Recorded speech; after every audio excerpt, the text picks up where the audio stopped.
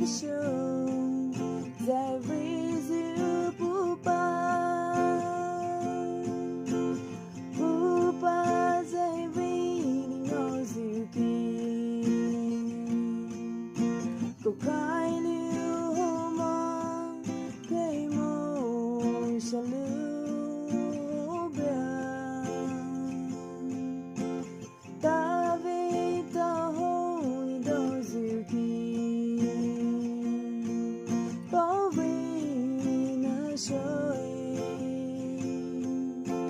Ni ai vai na moi. Haziu hau bajini valley rain. Haraiyu Poupa ni it's holy rain.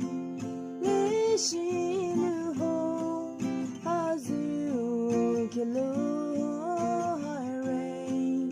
Hallelujah she zaisu luam.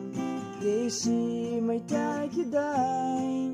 How dies you, Poupa? Poupa, Zairine Roseline. Go kind you home, pay more, shalom.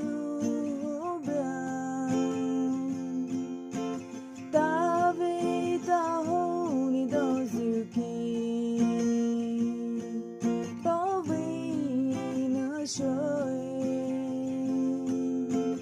Ni ai vai na moi.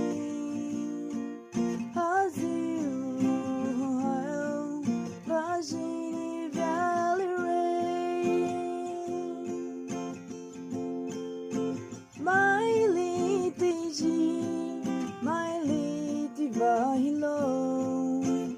Kai ve lai mon ko lai mo ziu ni pika ni chojule shi luzo ni de paveti rain kai puta ziu Poupa.